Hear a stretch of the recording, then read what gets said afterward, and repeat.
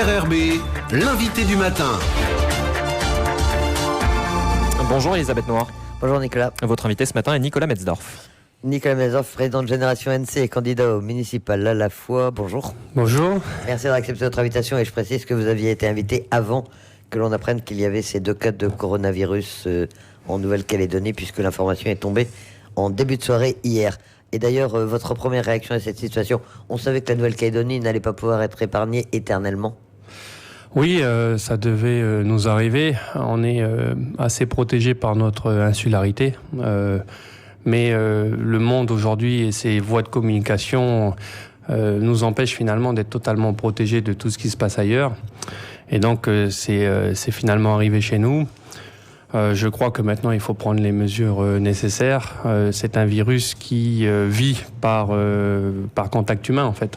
Et donc, pour le tuer, ou en tout cas pour éviter sa propagation, il faut éviter tout contact avec d'autres personnes. Donc, je pense qu'il faut inciter les Calédoniens à se confiner, à avoir le moins de monde possible, à rester chez eux autant que possible pour éviter une grande contamination. La Nouvelle-Calédonie vous semble assez bien préparée. On sait qu'il y a quelques jours, le président du gouvernement a déjà annoncé un certain nombre de mesures.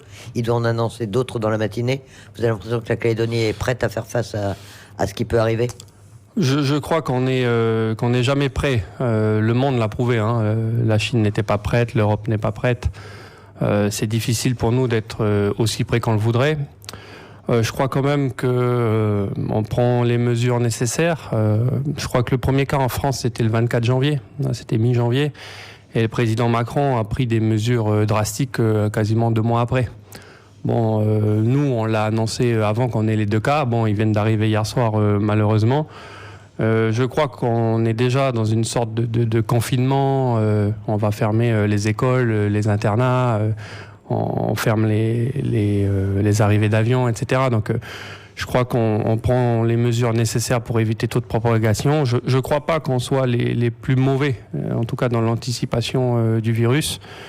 Faut pas oublier qu'il y a une semaine, on en parlait peu en Nouvelle-Calédonie. Et puis, c'est finalement les annonces du président Macron qui ont fait qu'on a pris la mesure du problème en Nouvelle-Calédonie.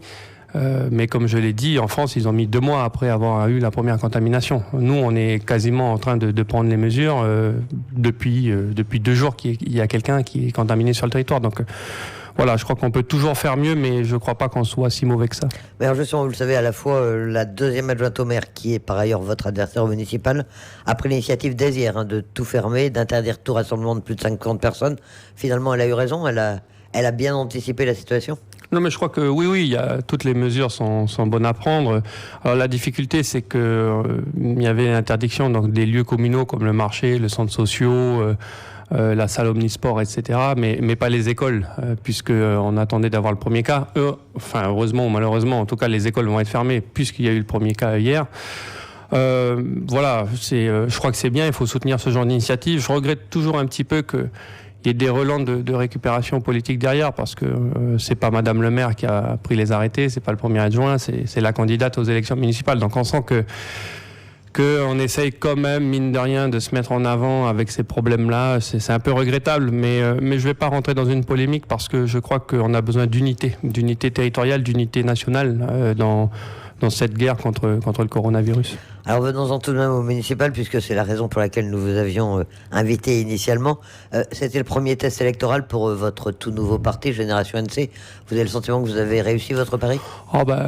Clairement, on a réussi notre pari. On a fait plus de 7000 voix dans les communes où on se présentait sous l'étiquette Génération NC. On est présent au second tour au Mont d'Or, à NDBA. On est arrivé second au Mont d'Or, 3e à NDBA. Je suis en tête à la fois. On a fait des sièges à Farino et à Moindou. Non, je crois qu'on est une vraie force politique désormais. On s'est implanté partout. On est devant un parti comme Calédonie Ensemble en termes d'électeurs aujourd'hui. Donc ça prouve qu'on a bien travaillé. Et puis, pas n'importe quel parti, puisque encore une fois, celui dont vous êtes issu et dont vous avez fait scission, on imagine que c'est aussi votre satisfaction, et notamment à la fois d'être devant la candidate de Calédonie Ensemble. Oui, c'est une satisfaction. Après, comme je le dis, on n'est pas là pour se taper sur la poitrine en disant qu'on est les plus forts. Il reste du travail à fournir encore pour être élu. Mais c'est clair que, vous savez, on nous a beaucoup reproché d'être resté élus après les élections provinciales en nous disant que tout ce qu'on était devenu et notre place, on la devait à Calédonie Ensemble, mais rien qu'à Calédonie Ensemble, et que nous, de toute manière, on n'était rien parce que c'est Calédonie Ensemble qui nous avait fait. Bon, ben aujourd'hui, 8 mois après, on pèse plus que Calédonie Ensemble en termes électoraux. Donc aujourd'hui, je veux dire que quand je suis assis au Congrès et à la province, je sais que j'ai une grande part de responsabilité avec Nina Julier dans ma place dans les institutions. Cela dit, vous avez obtenu 28,40% à la fois, vous êtes arrivé en tête, on le disait, mais il n'y a pas de second tour. Vous le regrettez? En tout cas, le second tour est reporté. Non, je le regrette pas. Enfin, je veux dire, la politique est dérisoire face à ce qui est en train de nous arriver. Je crois que c'est une bonne chose que le second tour ait été reporté. Regardez, on aurait été voté dimanche dans les conditions actuelles. C'est pas possible. Donc c'est une bonne chose. C'est pas grave. La politique passe au second plan. Vraiment, on est face à une pandémie internationale. C'est la crise partout. Les pays s'arrêtent. En Calédonie, on a nos premiers cas. On ne sait pas comment réagir, on ne sait pas comment le virus peut aussi évoluer. Non, enfin, je veux dire, je vais paraître ridicule à parler du second tour ou pas. Enfin, moi, ce qui compte vraiment, c'est la santé des Calédoniens. Et je voudrais vraiment que chacun fasse attention à lui, reste au maximum chez lui, se confine avec sa famille. Et puis, il va falloir aussi, mine de rien, prévoir maintenant des budgets nécessaires au maintien des entreprises, parce que c'est toute une économie qui est en train de s'arrêter. Même si vous ne voulez pas faire de politique politicienne, va-t-on dire, ou électoraliste, on a quand même envie de vous demander comment ça va se passer dans les mois qui vous séparent du second tour, et pas seulement vous à la fois, hein, dans les 22 communes qui sont concernées. Est-ce qu'il n'y a pas un risque, malgré la situation sanitaire, qu'il y ait un peu une campagne municipale permanente et que chacun dans les communes soit... attende le maire sortant, surveille ce qu'il fasse et soit prêt à le critiquer. Vous pensez qu'on va arriver à cette unité territoriale? C'est compliqué parce que... Enfin, moi, de ce que je constate là, c'est qu'on essaye, les partis politiques essaient de tirer leur couverture à elles là, dans les mesures qui sont prises par le coronavirus. Hein. Mais l'important vraiment, je crois que c'est de se dire que peu importe quand est-ce qu'arrivera le second tour. On a dit le 21 juin, c'est même pas sûr. C'est pas encore sûr, mais c'est la date. Nous, derrière, on a un référendum qui arrive le 6 septembre. Est-ce que ça sera toujours le 6 septembre? Parce qu'on ne sait pas comment le virus peut évoluer.